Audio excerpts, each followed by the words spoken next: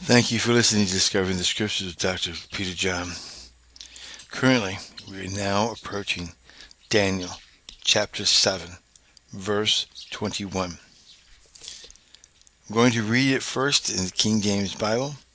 Quote, I beheld, and the same horn made war with the saints, and prevailed against them.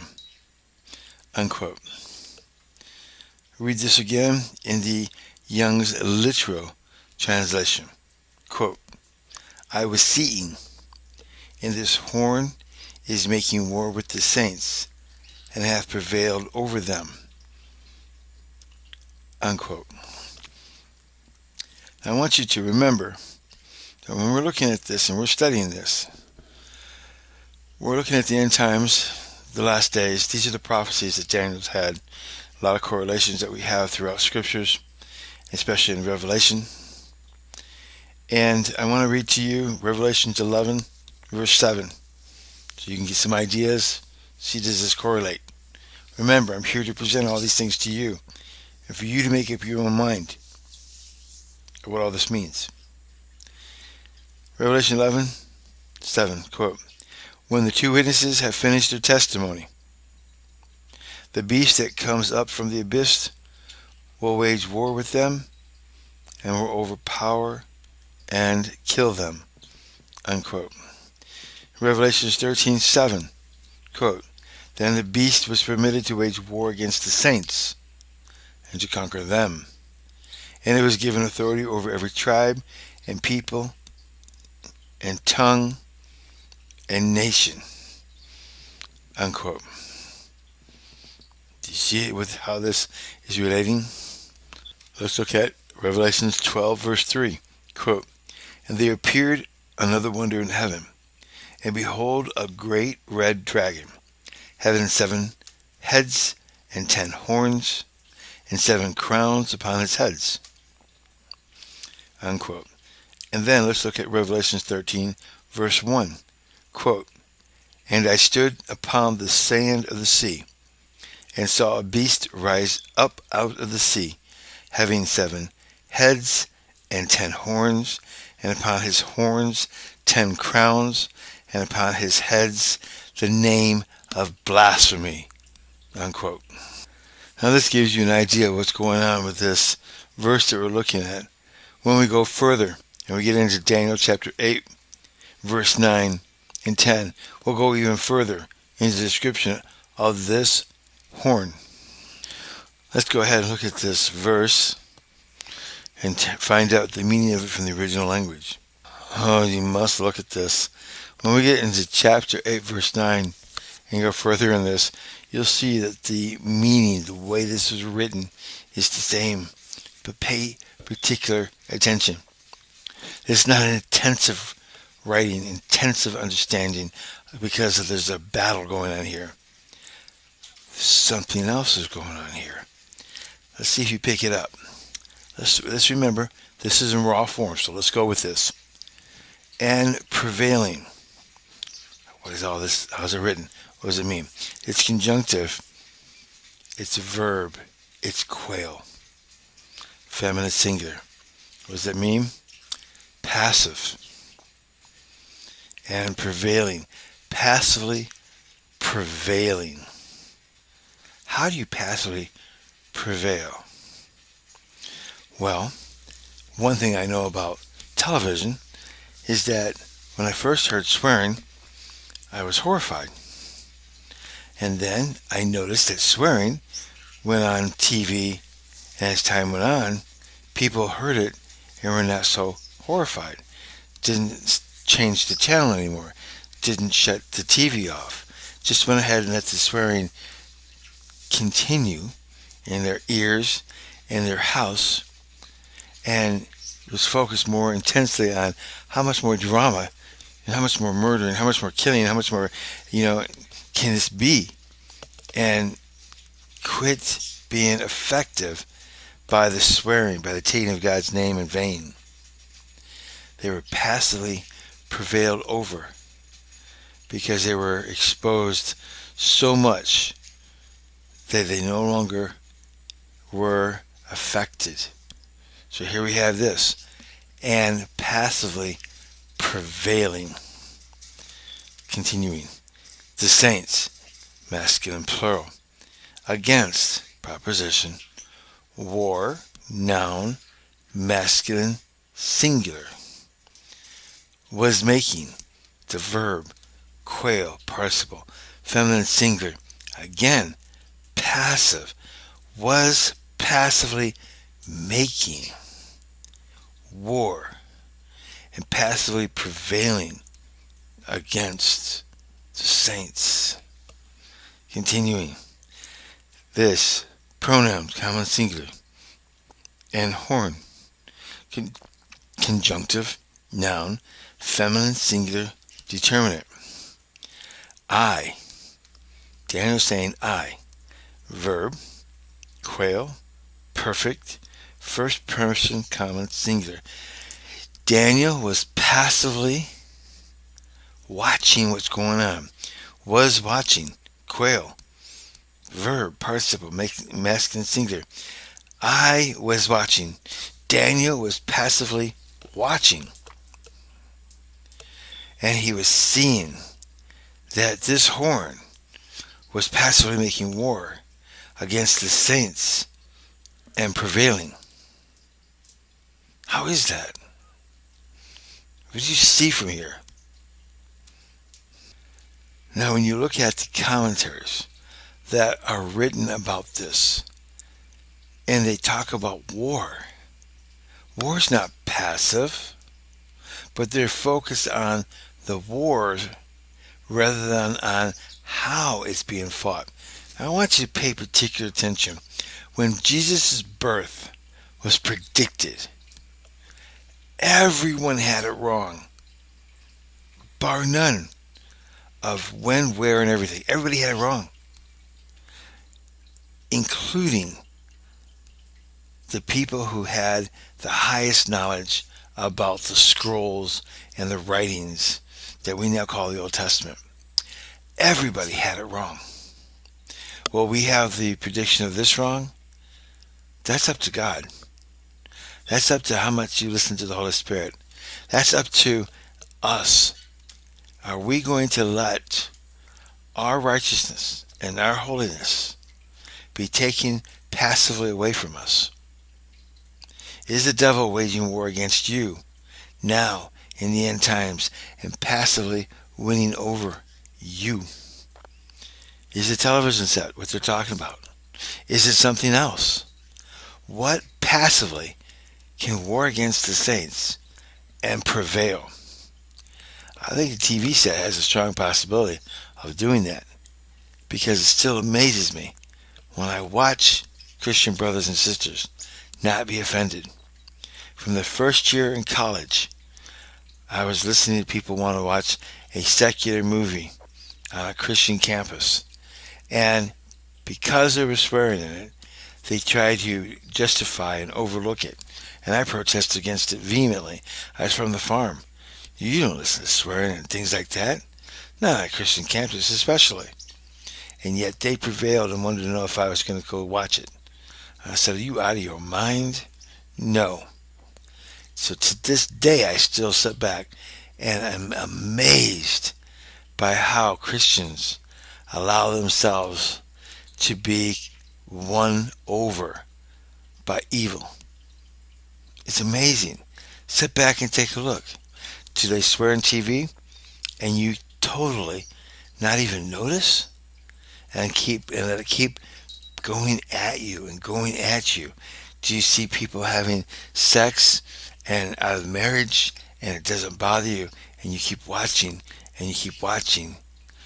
Would you keep watching it if Jesus was sitting next to you? Think about it. Now I want you to pay attention to this. Here's something I want you to look at. John Gill is the only person that wrote a verse-by-verse commentary about the entire Bible. He's the only one, even to this day. And he wrote in the 1700s. And he had on his side commentaries of church fathers of over 1,000 years at his disposal, some of which we don't have anymore.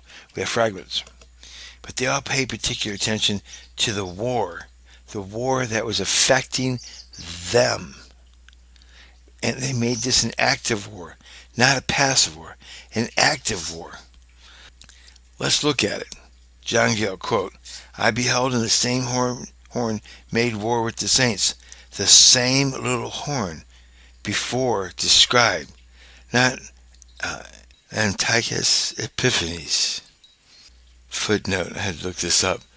Antiochus the Fourth Epiphanes, also known as God Manifest. This was the ruler during the time of the persecution of the Jews of Judah and Samaria and the rebellion of the Jewish Maccabees. He lived between 175 to 164 BC. That was his reign, from 175 to 164. So the Roman ruler made his name when he took the throne. God manifests. Continue on with John Gill, who made war with the Jews, as many think, or the Roman Caesars that persecuted the Church of Christ, as others, nor Tychicus Vespasian, who fought against Israel, as Cedas says, but Antichrist, or the Pope of Rome, and this refers to the wars of the popes with the Wilderness, which began in the year 1160 and continued long, and with the two witnesses at the close of their testimony, Revelations 11:7, this Daniel had a view of in vision, not while he was inquiring of the angel, but before, though not mentioned till now. And it was a reason he was very inquisitive about this little horn, because of its war with the saints, and its success as follows, and prevailed against them, as the popes and their abettors did against the Wilderness and Albigensians, whom they slew in great numbers, and got the victory over, as the beast also, the same with this little horn, will overcome the witnesses and slay them. Unquote. Now, I do happen to like what I read in the Geneva commentary, the old commentary of the Geneva version from the 1500s. Let me read it to you, quote, I beheld in the same horn, footnote, meaning the Roman emperors, who were most cruel against the church of God, both of the Jews and of the Gentiles, end of footnote, made war with the saints and prevailed against them, unquote. So beheld the same horn, made war against the saints, and prevailed against them. Now, a proper Bible study will look at this verse in context. And the paragraph of this is Daniel 7:19 through 7:22. Let's read it now that we have some more insight and see our verse and how it fits. Reading from the King James Bible, quote, Then I would know the truth of the fourth beast, which was diverse from all the others, exceedingly dreadful, whose teeth were of iron, and his nails of brass, which devoured, brake in pieces, and stamped the residue with his feet. And of his 10 horns that were in his head, and of the other which came out, and before whom 3 fell, even of that horn that had eyes and a mouth that spake very great things, whose look was more stout than his fellows. I beheld, and the same horn made war with the saints, and prevailed against them, until the Ancient of Days came, and judgment was given to the saints of the Most High.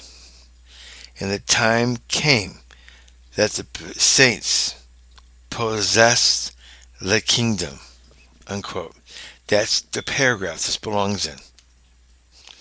So as you can see, Daniel is passively watching as the same horn passively made war with the saints and passively prevailed against them. He didn't come on the attack, so you got your sword and your shield up and ready to fight, he passively came in like a slithering snake, and he prevailed against the saints. How did he prevail? Get their morality changed. Get their guard down. Oh, that's not so bad. Years ago, it was horrific. Now it's not so bad. Well, now maybe you can just go ahead and do it, and it'll be okay. We see it all the time. No big deal. The Ten Commandments. Oh, don't worry about taking God's name in vain. We hear it 1,000 times on TV every day. No big deal. So you swore you took God's name in vain. No big deal. Just ask God for forgiveness. Oh, you took God's name in vain? When was that? Oh, okay, wow. Oh, okay. Next. You see? Passively changing your standards. Passively prevailing against you, against me, against the saints. We need to constantly be in prayer and ask the Lord to help us not to be passively stomped on and taken away our conscience of what is right and what is wrong, and to be a saint of God, a warrior of God, with Ephesians 6, having the battlement on, our gear on, standing at guard, watching over so the thief does not come in and steal your soul, your spirit, your everything. Praying for us, praying for you, praying for one another. Don't let him win. Is that what Daniel's talking about? What if he is? What do we do now? Now stay tuned. We're going to go further and further into Daniel. And we're going to get further into this faster. I'm not going to let anything postpone this. This needs to be dealt with. And this needs to be dealt with in my life, in your life, and for others to come. Please continue to keep in your prayers. Please continue to ask God in your prayers that he'll give you the wisdom to know these scriptures and the meaning, that you will hear the teachings of the Holy Spirit, and that you will have the correct interpretation.